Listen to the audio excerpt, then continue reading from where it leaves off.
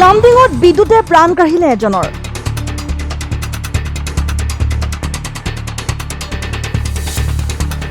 লামডিং বাংলা বজাৰত বিদ্যুৎপৃষ্ট হৈ ৬২ বছৰীয়া এজন ব্যক্তিৰ কৰুণ মৃত্যু হয়। মৃত ব্যক্তিজন হৈছে ৬২ বছৰীয়া নিপু দাস। জানিব পৰা মতে শুকুৰবাৰে পুৱা ব্যক্তিজনে খেতিত কাম কৰিবলৈ গৈছিল। বিদ্যুৎ পৰিবাহী তাঁৰ ছিঙি মাটিত পৰি থকাৰ ফলত এই ঘটনা সংঘটিত হয়। লামডিং বিদ্যুৎ বিভাগৰ গাফিলতিৰ ফলত এই অঘটন সংঘটিত হয় বুলি অভিযোগ স্থানীয় ৰাইজৰ। হাৰি গৈছে, ঠিক আছে।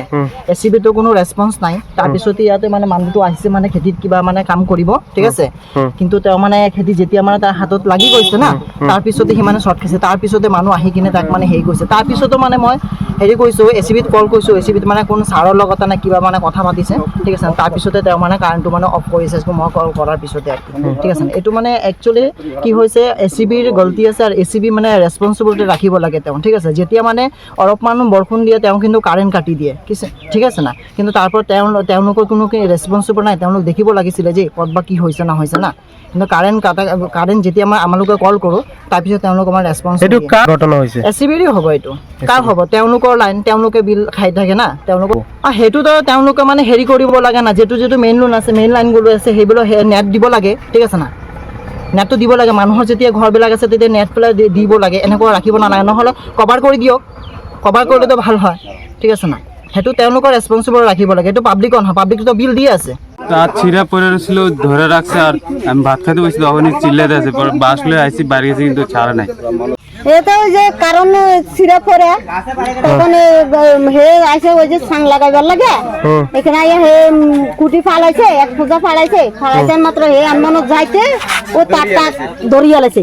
ধরে দোনা তো ধরে রাখছে, দোনা তো ধরে হে পড়ে রয়েছে, ঝাটকা ঝাটি করতে আছে। হেতার এবার কনে যেতেন ওই যে আরেকজন লোক, ওইখানের লোক একটা আইয়া বাঁশ দিয়ে বাড়ি যেতে, তারটা ছুটতে আসে না। ঘটনা হয়েছে সকালে খেতিতে গেছিল বাবা, ওইখানে কেমনে যে তার ছিঁড়ে আসছিল নাকি ওইটা তো কইতে পারি না। এখন বাবা তার শর্টে নিপু দাস। বয়স কিমান হ'ব? বয়স ৬২-৬৫। আর কি কৰিবলৈ গৈছিল তাতে? খেতিৰ কাম কৰিবলৈ। News desk report, Assam time.